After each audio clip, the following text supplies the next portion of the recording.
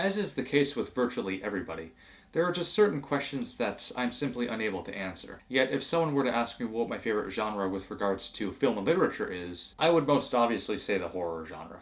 And why not? It remains one of the oldest and most significant genres to date, and is filled with a myriad of different subgenres, ranging from zombies to vampires or ghosts and slashers. There is a great deal to choose from, but I always favored the versatility of the genre, how virtually anything can be made terrifying. A group of children playing in the park? Well, make them all wear strange masks and set the time in which they are playing at night. Or take this house, for instance. What if I told you this house was the site of a brutal and terrible tragedy long ago and is presently haunted as a result? Whether I am telling the truth or not, your suspension of disbelief might set in and you might find yourself believing me. Especially if the house's exterior looked especially eerie. Even Lon Chaney Sr., the most popular and celebrated horror actor of the 1920s, once stated, "There is nothing funny about a clown at midnight." I agree. The point is, there's just truly a lot to admire in terms of the horror genre, and the fact that practically anything can be made scary. But I always wondered how the horror genre as a whole got its start, and so today we'll be taking a look at the 4 big firsts that the horror genre has to offer, starting with none other than the first ever gothic and horror novel ever written, The Castle of Otranto. Published in 1764 and written by Horace Walpole, The Castle of Otranto centers around a prince by the name of Manfred, who is the ruler of the Italian kingdom of Otranto. Obsessed with the continuation of his line through a son, he contracts a wedding between his son Prince Conrad and the daughter from a separate family of rulers named Princess Isabella. Unfortunately, Prince Conrad, on the morning of his wedding day, is killed by an enormous helmet falling from the sky belonging to a statue of a former well-respected and venerated ruler of Otranto named Alfonso the Good. Ultimately, Prince Manfred, as a result of the untimely death of his son, grows mad and erratic due to his fanaticism regarding his bloodline, prompting him to quickly seek a divorce with his wife and marry the young Princess Isabella, or at least attempt to, in hopes of gaining another son to continue his family's rule over Otranto. However, it is discovered that an ancestor of Prince Manfred, whilst fighting alongside Alfonso the Good in a faraway war, murdered Alfonso as a means to return to Italy to usurp and gain power over Otranto itself. As a result, the spirit of Alfonso the Good, in the form of a gigantic knight, continues to haunt the castle and shatters Prince Manfred's life enough to cause the dastardly and fanatical prince to abdicate his throne and return the kingdom of Otranto to its rightful heirs. Generally speaking, as a piece of British literature, The Castle of Otranto features a riveting and fascinating plot that is filled with nothing but ghostly apparitions, betrayal, family drama, and curses. Unsurprisingly, such tropes share a great deal in commonality with other works of British literature, but mainly the ghostly apparitions. To elaborate, in The Castle of Otranto, the portrait of Prince Manfred's grandfather, Riccardo, becomes animated and terrorizes him, showing dissatisfaction that Prince Manfred made advances on Princess Isabella. In addition, a ghostly skeletal figure appears towards the conclusion of the story to offer criticism towards a certain character for choosing lust over holiness, which is akin to Shakespeare's Hamlet, in that Hamlet's father frequently appears as a ghost to instruct Hamlet to take revenge on his brother Claudius that had killed him and seized power. In another English work that is closer to horror, A Christmas Carol by Charles Dickens, the ghosts of Christmas past, present, and future warn the protagonist Ebenezer Scrooge to change his despondent and miserable ways, and to finally love not only the Christmas season, but himself as well.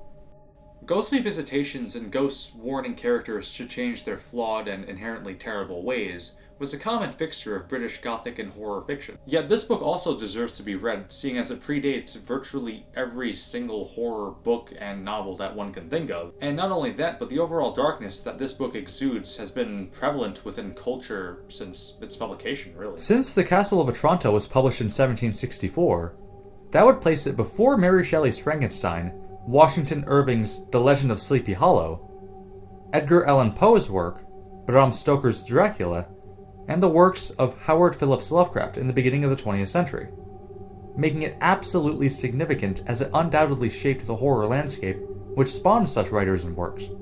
Overall, it was an incredibly wonderful book to read, and a very neat way to actually begin the horror genre as well. And if anything, I would certainly give it a recommend, especially if you'd like to see how the genre got its start, and how the imagery and narrative structure of the horror story found its way finally onto the pages, with scenes of castles, fog, cemeteries, and ghosts. But it did not take long for horror imagery and tropes to find their way into paintings as well. In 1781, Anglo-Swiss painter Henry Fuseli composed this ominous and ghoulish oil painting titled The Nightmare.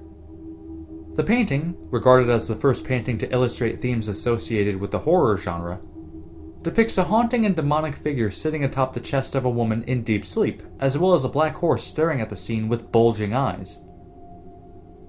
The creature is said to be an incubus, or a demon that seeks to seduce female victims as they are in a state of rest, as succubuses would to male victims.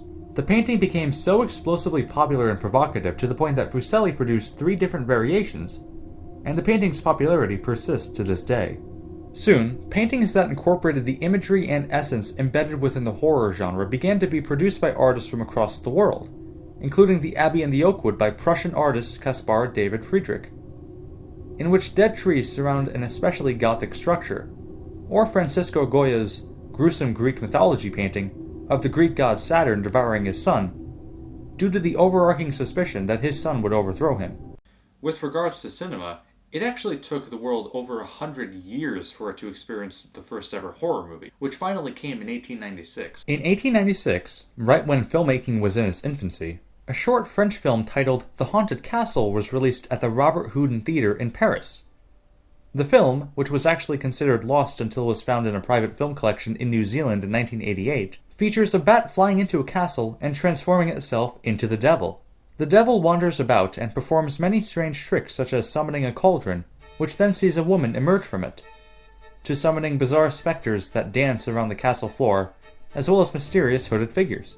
Soon, a castle guard encounters the spectacles of the supernatural and does battle with the devil, and though initially losing, he musters up enough courage and manages to finally defeat Satan with a large crucifix. The 3-minute film was directed by Georges Méliès, who is not only an experienced and charismatic magician in real life, but arguably the most innovative film director that has ever lived. Méliès would go on to direct precisely 538 films throughout his whole career, including his 1902 magnum opus, A Trip to the Moon, which is regarded as the first science fiction film. What makes Méliès so significant is the fact that Méliès incorporated the magic tricks that he had worked with on the stage and in the theater to the movie camera, as through different camera tricks he would create different special effects ranging from chairs disappearing to people appearing out of midair through the usage of smoke. Prior to Méliès's films in the late 1890s, films would typically strictly involve showing people on their morning commutes to work, babies eating, or people walking in incredibly ordinary areas, making Méliès the first film director to actually apply imagination to the movie screen.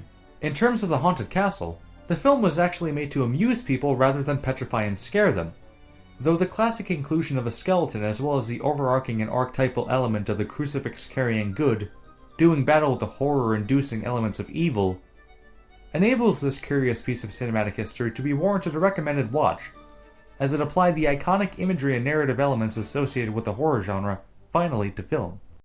Now that we've covered the first horror novel, painting, and film, it really is intriguing to actually see the general evolution of the horror genre. How tales of horror found their way onto the pages of books, and how that then transitioned and transferred onto paintings, and then how it ultimately transferred to film and cinema when motion picture technology first became available. And yet, horror also made a lasting impact on another art form, and that being video games. The year is 1982 and the video game market is dominant.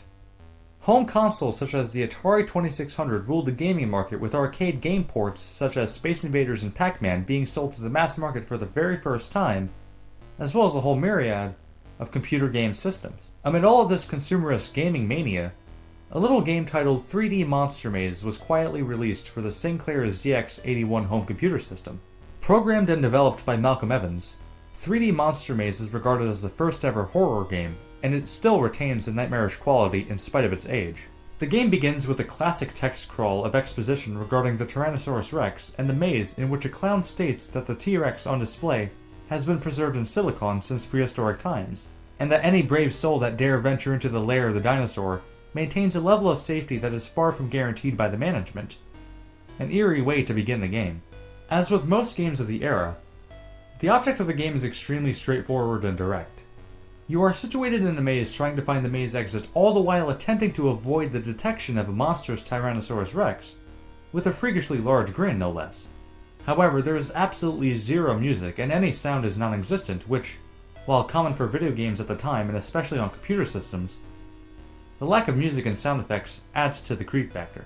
Each session, the layout of the maze is randomly generated, which guarantees a different outcome of the game each time for the player. One creepily effective element about the game is the text on the bottom of the screen. How it would say, "Footsteps approaching," or "Run, he is behind you," which adds to the tension substantially. You also gain 5 points each time you move. Of course, the crux of the game lies within the T-Rex, and the lack of music, and extremely primitive collection of pixels making up the enemy, making each encounter with the beast unnerving. And I even gasped a few times bumping into it since I was just so greatly engaged with the game, which proves that 3D Monster Maze has stood the test of time as a neat piece of video game history, and a pivotal piece of horror history as a whole. The game is free to play online, though it may be best to play when you find yourself alone at night or have some time to kill. In conclusion, the origins of the horror genre can only truly be examined when you take different art forms into account. All four of these firsts are crucial in understanding how the horror genre truly began, as all four established key elements, whether it be the ghostly and bloody images in the Castle of Otranto, or the inclusion of a monster in Fuseli's nightmare painting, or the usage of the classic dark castle, hooded figures, and other iconic symbols in the Haunted Castle, as well as the inception of jump scares in 3D Monster Maze, and the terrifying feeling of trying to survive as your life depends on it, all became prodigious cornerstones of the genre. To look back at the origins of something is to understand it much more clearly, and in terms of the horror genre, this fact cannot be more correct.